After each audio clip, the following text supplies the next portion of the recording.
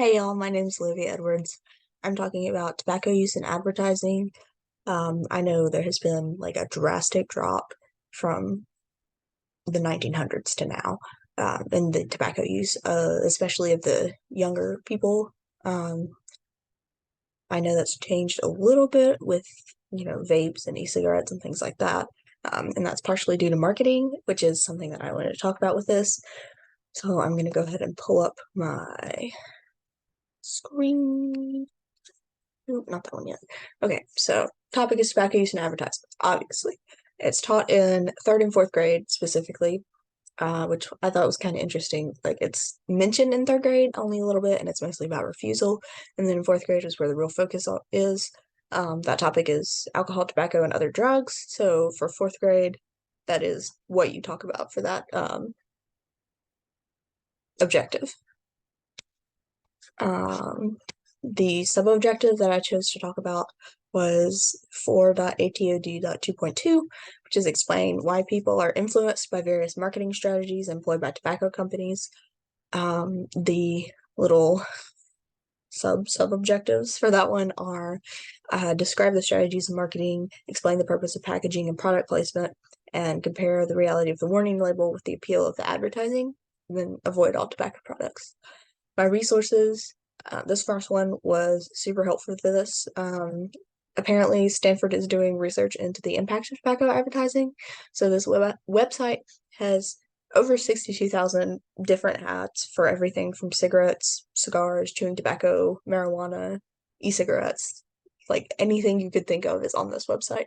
And they're all broken down into these nice little categories so you can pick out which theme you want to look at for your throat. Menthol medicaments, just to like make it a little bit easier to navigate. These next two also just have the vintage cigarette ads in there. I thought this first one was the most important. The other two are just, backup resources.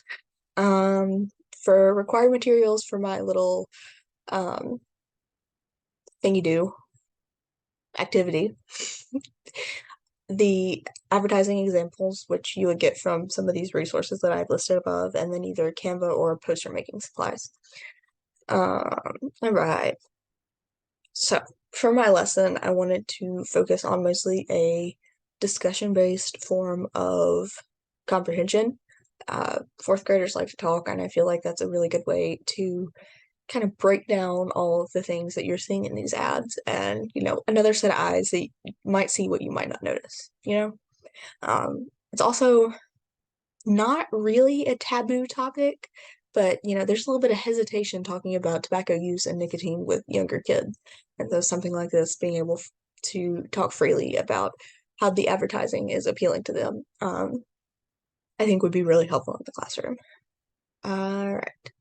So the first part I have is looking at taglines. A lot of these older cigarette ads, see, this entire section is called For Your Health, right? Crazy. So, medicinal cigarettes gives immediate relief in case of asthma, cough, bronchitis, hay fever, flu, or shortness of breath.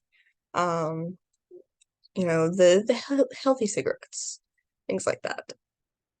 I thought it was really interesting that a lot of them were supposed to be like asthma cures, because from what we know now, is super not the case. But yeah, just all these different cigarette ads that you can look at. Put those taglines up on the board and have the kids kind of try and guess what you're talking about, because you look at that and you're not going to think, oh, we're talking about cigarettes. You're going to think we're talking about like some kind of miracle medicine. And then after that, you can pull up more advertisements, looking at the different ways that cigarette companies are trying to manipulate you into buying. So this one is purely doctor smoking and doctor recommended. This one is targeting women, targeting teens, keeping you skinny, cartoons, movie stars, sports stars, like things like that are still relevant today. And, looking at the fact that they were using that to kind of pull people into their brand is something interesting. So, we talk about all these different strategies of the celebrities and the health benefits and the all that good stuff. Then we can move on to looking at more recent ads. So I would pull up vape and e-cigarette ads. The big thing with this one, I think, is flavors, because I know I've got some friends that vape, and what pulled them in was the flavors. So this is Jewel flavor specifically, but like cool mint and creme brulee and cucumber, and like it tastes better than a cigarette, so you're gonna want to smoke it, you know? Mango, all these nice fruity flavors. Yeah.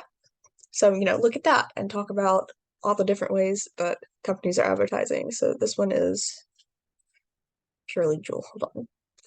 So these are all the different vape pods, and you can look at like disposable e-cigarettes. Um, talking about like the convenience of them and things like that. So then you could, talk about those strategies. And then I would have my class compare and contrast them on a whiteboard using a big old Venn diagram, talk about what strategies they used in the past, what strategies they're using now, what strategies they're using at both times, just to kind of look at the way the advertising has both stayed the same and changed over the years. All right, and then for the activity portion of the lesson, I kind of wanted to have the kids do like an anti-advertisement creation. So I would give them free rein to design their own anti-advertisement for tobacco use. So you would either use traditional poster making supplies for this, or you could use Canva. Um, for some reason, the only child's character I can think about right now is Steve from Minecraft. So it could be like a little picture of him, kind of like the Uncle Sam Wants You posters, and like Steve says smoking is for squares or something like that, because Minecraft squares. Haha, funny. Kids are gonna be a lot more creative than that. That's just all I can think of right now. But like just a simple little poster, Or if they wanted to do doctor benefits, you know, I don't know, something like that, where they can use those strategies that they saw in the previous ads to make their own anti-ads. Um, and again, should take inspiration from either vintage ads or the new ones. Um, oh, if you wanted to do the pods, so how it's got the flavors, right? Oh my god, there's so many links. So you find one with like two of them, and instead of classic menthol and classic tobacco, or mango and mint, or whatever it is, it would be like bad breath and yellow teeth, or whatever, talking about the detriments of smoking compared to the benefits.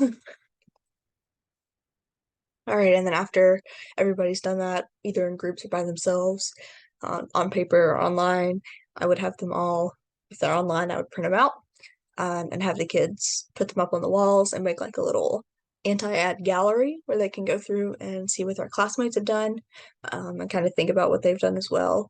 See what strategies were used the most, things like that, and then vote on which ones were the most compelling. You could leave these up around the school, or you could have the kids take them home.